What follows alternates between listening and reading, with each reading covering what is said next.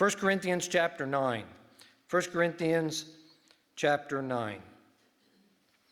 As you turn there, we are sending out missionaries to the mission field. Our church, is involved with many missionaries.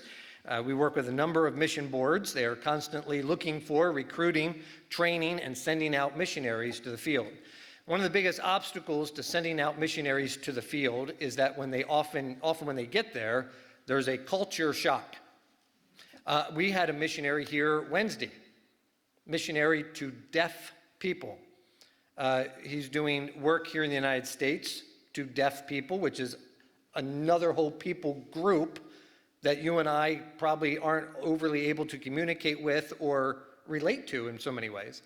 But then he also takes that ministry to organizations and missionaries around the world. So he's dealing with other cultures, plus the addition of the obstacle there of hearing impaired. And he talked about some of the cultural things, even in the United States, that they're up against, and some of the things you have to figure out. I had a missionary here, many years ago, that told us the story of him going to the mission field, I don't know what country anymore, and getting ready to speak to the congregation. He had an interpreter. He was sitting on their platform like ours. And as he sat there, he crossed his legs. He put his one leg over the other, and the people were offended because to show someone the bottom of your shoe is culturally unacceptable. And he lost that crowd before he even got a chance to preach to them. And so he fixed that, found out, learned that, fixed that, and made sure that never happened again in his operation. So cultural things we're up against. I believe that we find that we are in we're in a culture shock in the United States of America. We're in a culture shock now. We talk to people now and we're like, what? What are you thinking? How many times have you, either because of politics or social issues or educational issues, you look at someone, you're like, what are they thinking? Where do they come from? I hope to cover some of that tonight because I think there's a cultural disconnect even in our own town and maybe in our own families and maybe with our own kids or grandkids or neighbors or whoever. I think that's something we have to deal with. In other words, we have to understand our culture to reach them. Understand them. Understand who we're dealing with. Understand how they're thinking in order to reach them. Doesn't mean we have to think like them. It means we have to understand them. 1 Corinthians chapter 9, starting in verse 19. 9:19, for though I be free from all men, yet have I made myself servant unto all, that I may gain the more. Under the Jews I became as a Jew, that I might gain the Jews. To them that are under the law, as under the law, that I might gain them that are under the law. To them that are without the law, as without the law, being not without the law to God, but under the law to Christ, that I might gain them that are without law. To the weak I became as weak, that I might gain the weak. I made all things to all men, that I might by all means save some. Paul talked about that. Paul, real first missionary we have record of in the Bible, the first missionary that was sent out from the church in Jerusalem. And as he went out, he found the obstacles that he was up against. Cultural things, all kinds of persecution, other religions, all kinds of issues that he was up against. And so many of them he would learn to try to figure out and adapt to, listen, without compromising his stand and his convictions, but you adapt to the culture that you're in to try to reach those that you're around. Obviously, these are things, and we see this in this new age where some churches or some ministers take this too far, right? Some churches take this too far. In other words, I have a relative whose church will spend all week with their band, practicing an AC/DC song so they can sing that on Sunday morning for special music, so they can really nail that AC/DC song because, people can relate to that. Well, have we taken it too far? Yeah, we don't become the world to reach the world, but we understand them, try to reach them where they're at without engaging in their sin. So anyway, I want to talk a little bit about this postmodern thinking, and just bear with me. Is this going to work? Yeah, good. Postmodernism. I found this little slide. I thought it was somewhat funny. All truth is relative, except for the statement. And that kind of gives you an idea where we're going. So let me talk about postmodernism for a moment. I've taught this a little bit. I've talked about this before, and I don't want to get bogged down into it. But we are exiting the age of modernism as far as thinking, and entering the age of postmodernism. That takes a long transition. That's not an overnight thing. But we are clearly seeing that from the last half of the 20th century into the 21st century. The transition of modernism to postmodernism. And before modernism, we're going back to like the Renaissance and the Reformation and those type of things when thinking had changed once before. Before that, and just to really simplify it, before that, the thinking was pretty much this.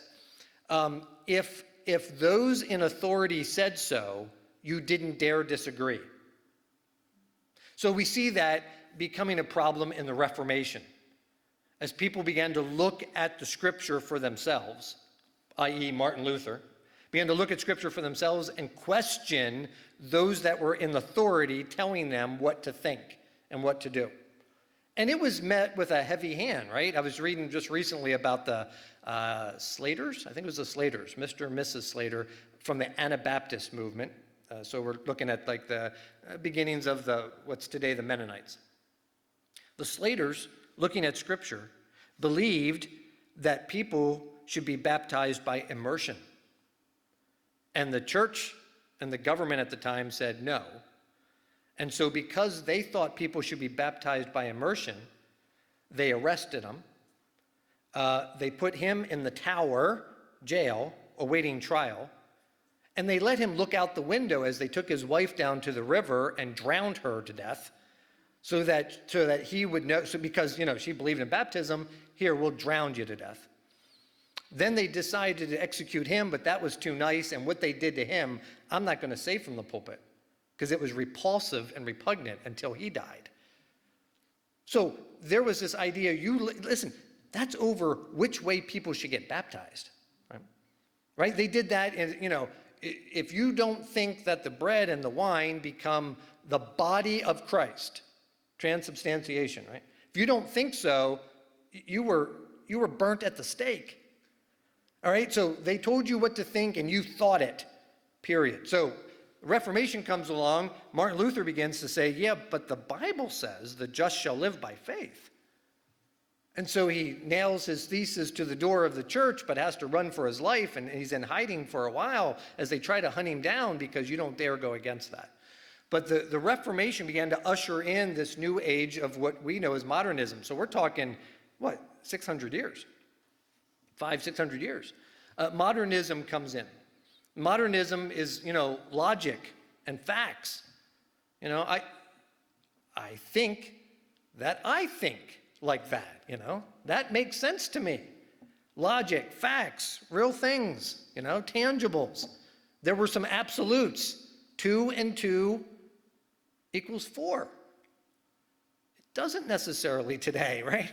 But 2 plus 2 equals 4 is an absolute, and so you and I can relate to that. I think that I think like that. I think most of us do. But we've seen the introduction or the onslaught now of postmodernism. And here's what's postmodernism. Postmodernism is each individual categorizes thoughts in their own way. Postmodernism has multiple truths that lead only to preferences. So your truth can be different than my truth. I saw an interview this week with a secular person. It's not a spiritual thing. And that person said in the midst of the interview, well, as people come to an understanding of what their truth is. Now, you and I would disagree with that, right? Truth is truth. Right is right, wrong is wrong. It always is. But today we have this introduction of people need to come up with their own truth, settle their own truth. What is truth for you may not be truth for me. Postmodernism emphasizes subjective truth over objective truth. It emphasizes the community over the individual. You may have heard some of that recently. And listen to this, and I wrote this in my notes 9-10 years ago, but I don't think I really understood it till this week. It emphasizes virtual reality over scientific discovery. So things are rapidly changing in our country, right? With COVID coming out, over the last 2 years and everything being pushed online, everybody's having their business meetings as Zoom meetings. And they're watching church online. I said a little bit, I talked to a painter friend of mine. I ran into him over at my son's mower shop. CJ was fixing his mower for him. And we got to talking for a while. And I told you all about what he was asking about our church, and he knew, I had left the Sherwin-Williams and what I was doing. And he said, well, I'm Catholic, and I go to XYZ church, which I was familiar with. He said, we've never recovered from COVID. He said, as soon as the priest told everybody to just watch it on TV, they've never come back. This is a brand new church, brand new sanctuary, old church, new sanctuary, brand new building, brand new property, beautiful place. Everything's very expensive. I know the Catholic Church has tons of money, but a lot of money put into this place, and now nobody goes there, hardly ever. It's a fraction of what it used to be. The Missionary that was here on Wednesday night, his parents are in upstate New York, fundamental church. So church, not Catholic, church like ours. He said they were running about 175, but since COVID, they've never hit more than 40. Never hit more than 40. So we've pushed everybody online, right? You're watching your services online, you're doing your work online, you're doing all your stuff online. And I think that's just, I'm going to get to it, but just the tip of the iceberg when it comes to virtual reality, all right? In postmodernism, feelings are paramount. How you feel about something matters more than facts. Your feeling is most important. And so I've given this example to some degree in different ways, but I was even thinking about it today as I was working on my notes. And you see it in commercials, right? There are still commercials geared toward those that think like I think.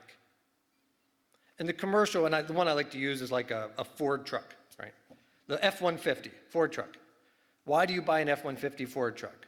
Well, it's been the best-selling truck in America for 28 years or whatever. It has this payload and has this resale value, and it's beefier than this, and the frame looks like that. And I don't care if it's Ford or Chevy or Dodge, but you understand what I'm saying. The commercial is geared to people my age, right, who are working full-time, who are construction workers and, hands-on guys, and they need a truck, and they want to know how much it tows and how much it hauls, all right?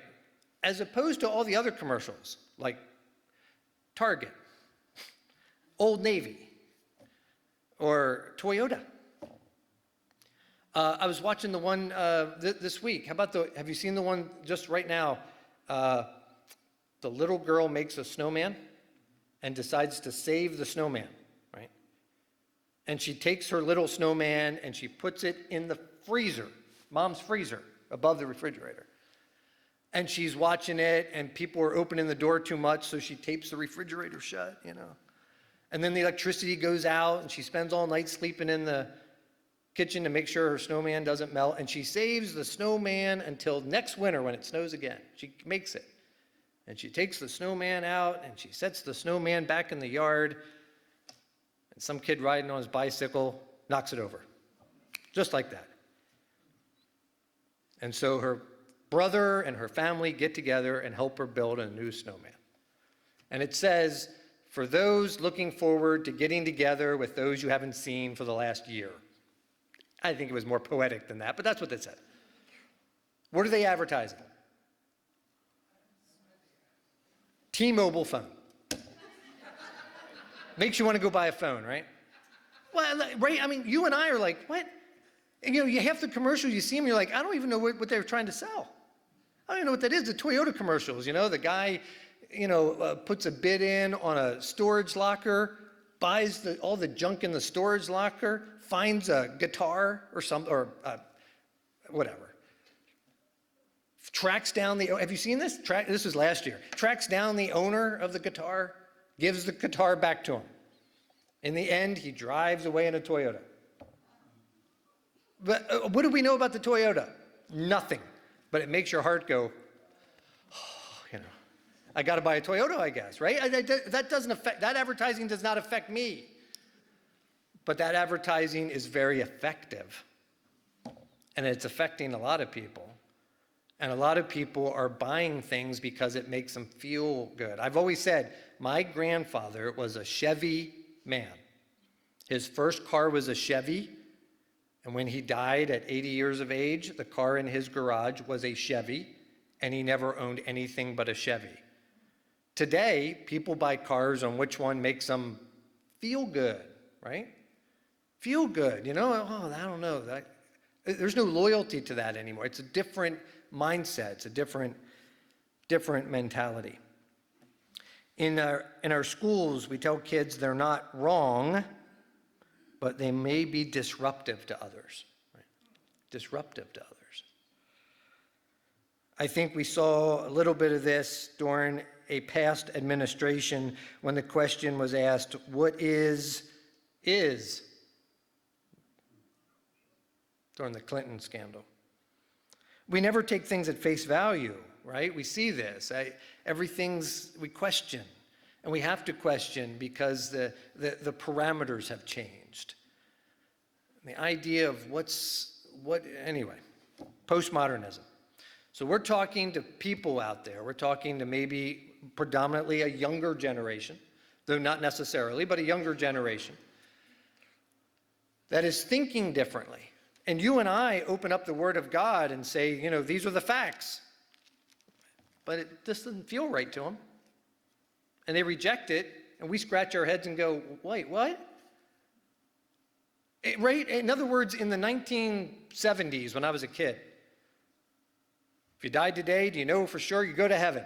That was the question on every track, right? That's what you asked when you knocked on the door. If you died today, do you know for sure you go to heaven? Today, the answer to that is a web of, it depends. Depends what you mean by heaven.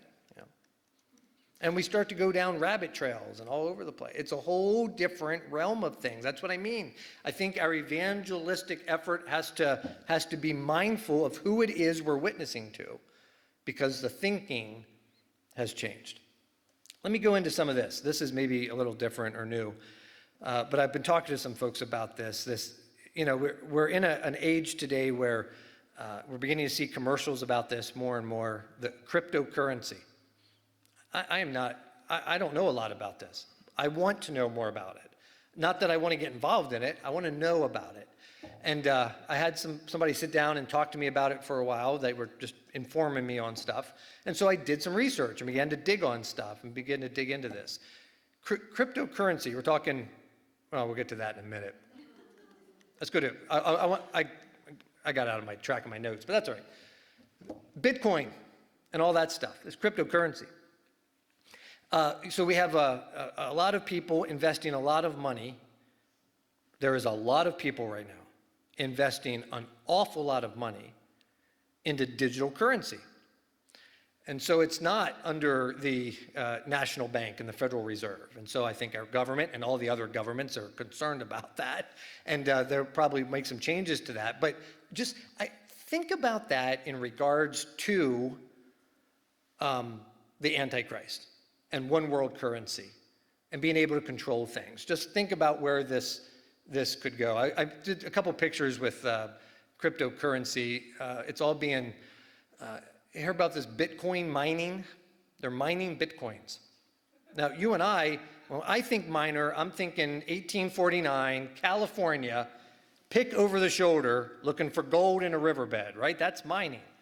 That's mining. Now mining, this is a bank of computers. And they have huge, old warehouses full of computers that are processing Bitcoin transactions at a rate to which they are making, a percentage of a percentage of a percentage of a penny, but there's so many that they're making money off of it. And they're turning this is one in New York, this is New York State. They're doing this in a lot of places. They're turning these old factories and places into, they look like that on the outside, but they look like that on the inside. And it's cryptocurrency, and it's growing extremely fast. I talked to someone this week who's, they're making $10,000 a day in cryptocurrency right now. It's just exploding, and it's growing fast. And so in the midst of that conversation, he said to me, most of that cryptocurrency, a lot of it's being used in virtual reality. And I said, I don't know anything about that. And he said, well, ready? Facebook changed their name to Meta, right? I'm like, yeah. What's that mean? I'm like, I have no idea. I really don't know. He said, that's because Facebook's going to be just a small part of a bigger company called Meta, Meta being Metaverse, Meta being a digital reality, a virtual reality, where people are going to spend their time in a virtual reality. Let me back up. I joked, was it last week? I think I talked about Branson playing his Nintendo Switch, little video game. And he gives it to me, and I don't know what to do with it, because I don't like video games. I never liked video games. I lived when video games came out, and I always found them to be a waste of time, and I never liked them, and I never cared for them. By the way, Branson took a piece of construction paper, made a Nintendo Switch, and gave it to me to practice. Which, this is the funniest thing, he gave it to me, and I'm looking at it, and he said, Pap, you have it upside down. Like, okay, I really have no idea. I don't know. So video games don't interest me, right? Virtual reality, that doesn't interest me. But we have an awful lot of people in this world. We have a lot of people in our community, and I think we have a lot of people in our church who hate their life, who are miserable, who want an escape from their life.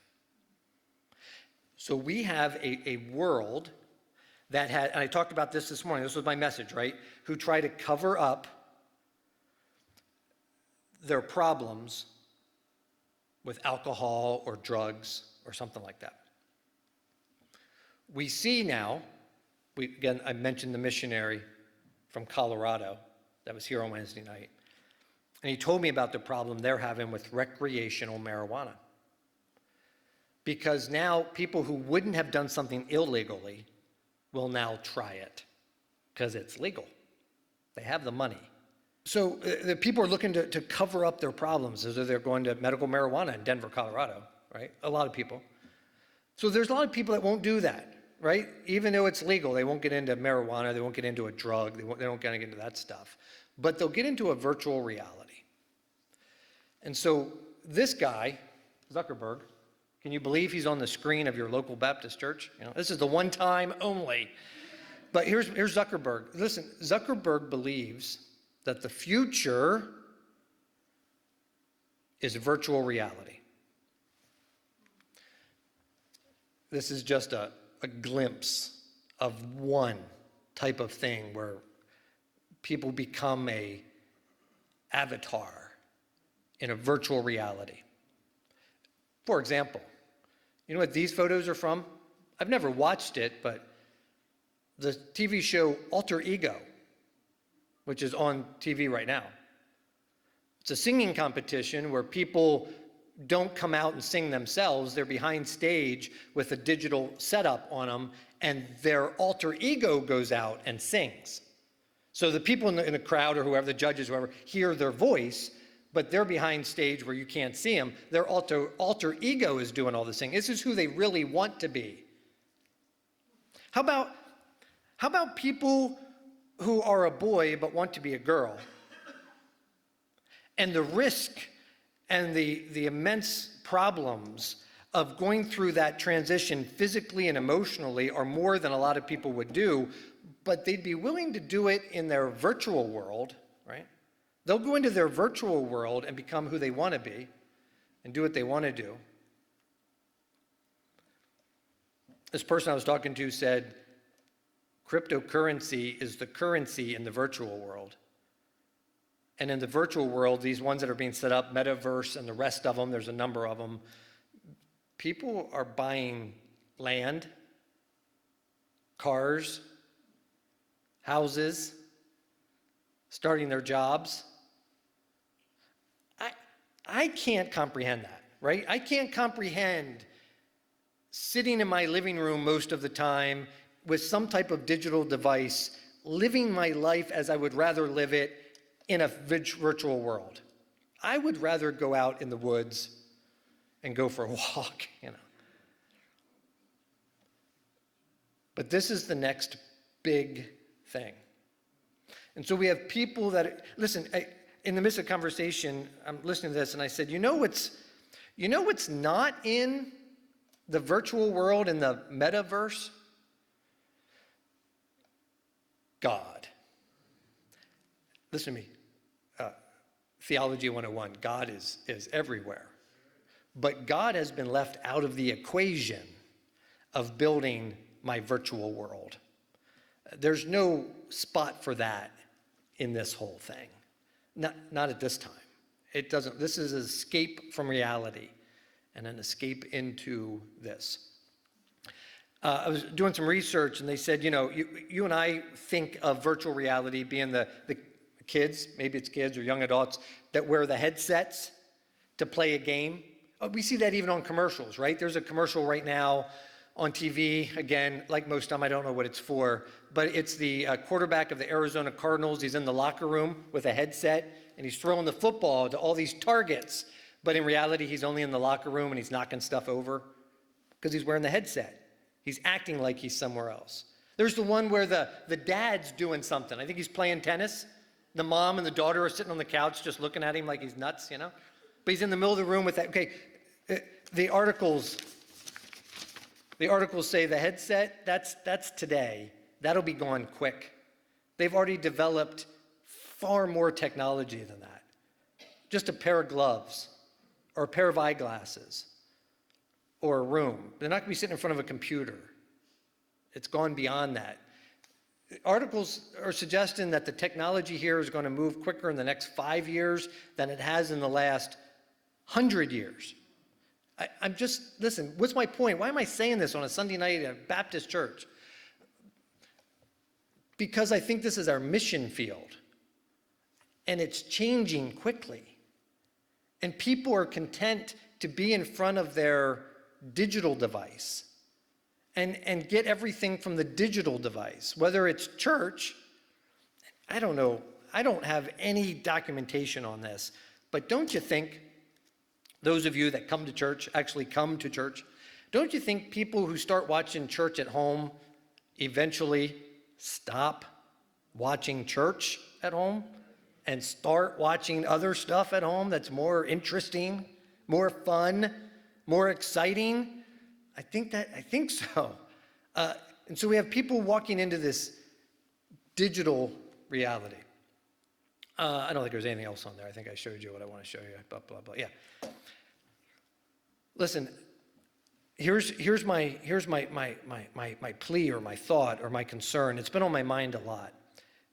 We have a virtual reality coming out where people are going to lose themselves because they hate their life, you know, and they're miserable. And also, where we have a younger generation that just takes it for granted. It's just part of life. It's just part of what they do. It's just like their video games, their schooling, this and that, everything else they do, it's all virtual. It just becomes part of what they do. I was thinking this week. Al and I were talking about this week, and then I did all this research. Right over the last month and a half, 7 million people have quit their job. And the articles, you know, Wall Street Journal, USA Today, where are they going? It's easy to say, well, too much stimulus money. But I think the stimulus money stopped a while ago. I don't think they're still living off stimulus checks. I don't think it's just unemployment. There's some of that, But I don't think that's it.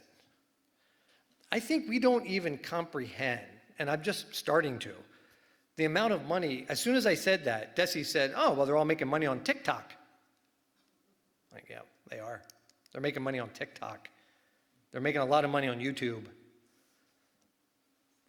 There's a whole group of people that are moving out of what used to be regular jobs and moving into digital jobs. Not even virtual reality yet. That's next. That's coming. Over the next 3, 4, 5 years, I think we'll see that just blow up. Mark Zuckerberg's counting on it. He's changed his whole company to focus on Metaverse. He's convinced people are going to stop.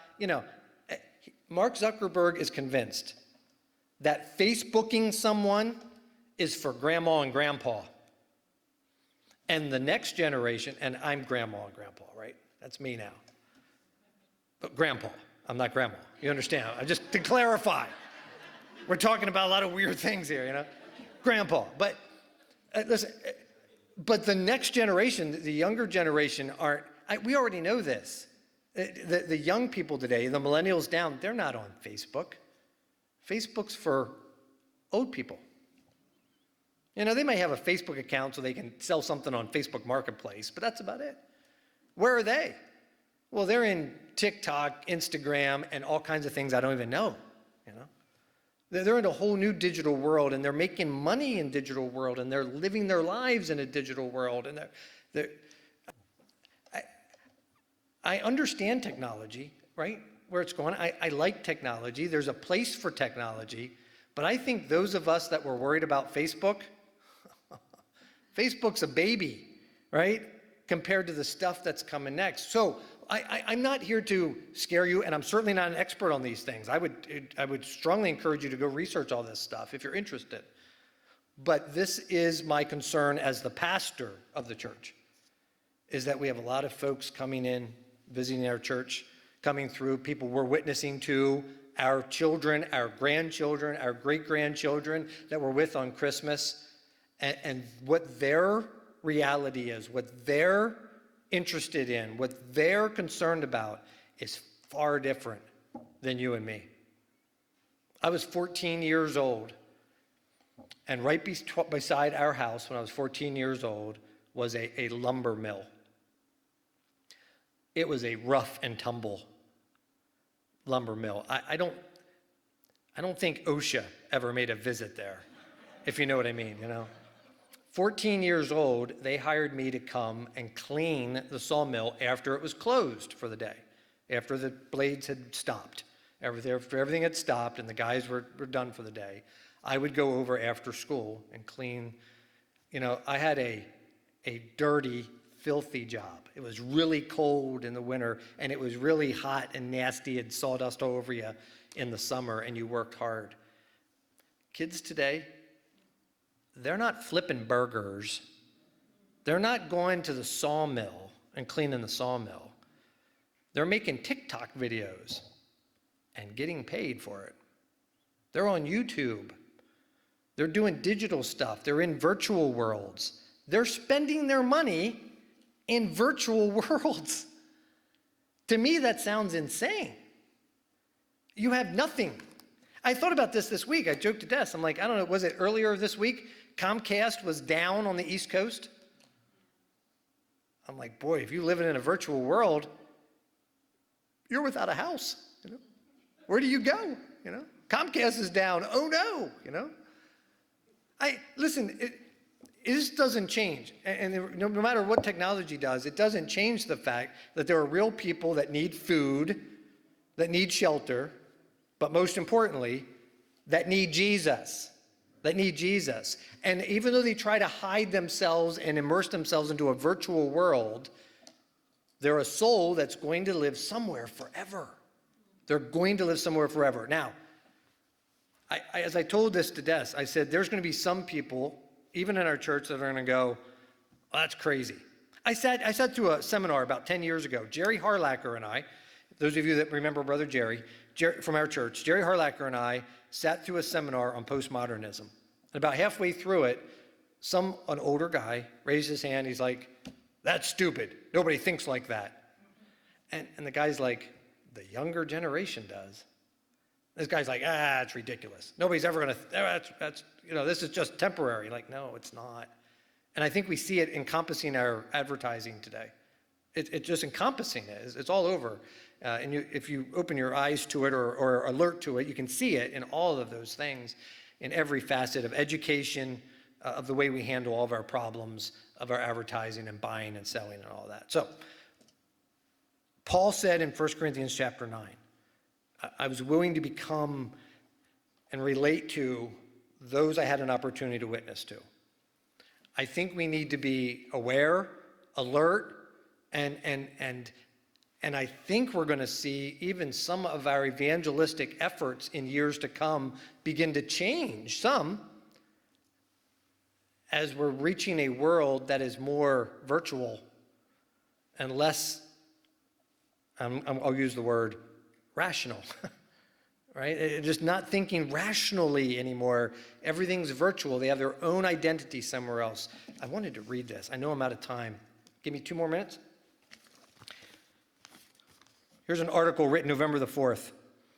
This is a European article. It's from the European Council on Foreign Relations. Not something I usually read. Not satisfied with your life in this universe? Then invest, design, or let someone design another, partly physical, partly virtual one for you. It's called the Metaverse. It's a revolutionary project full of possibilities and dangers, which could partially replace the internet. This new reality will be in life, but a very different life in any case, one lived through avatars, through your fictional digital character you create yourself. Let me jump back here. The Metaverse, I'm at the end of the article. The Metaverse can change what humans and humanity are. It can transform, without drugs, our sense of perception. It will allow us to live a second or third life. You can even aspire to one of Silicon Valley's obsessions, and that is, listen to what it says, immortality. Your avatar can live after you physically have died. We will be able to devise avatars of ourselves that take on a life of their own in the metaverse and can even outlive us. And it says this in the middle of this European article, ready? New religions are in sight, or maybe the transformation of our old ones, it says, as people delve into the metaverse. I'll stop right there. This is, I think, our mission field, where they're at, what they're thinking.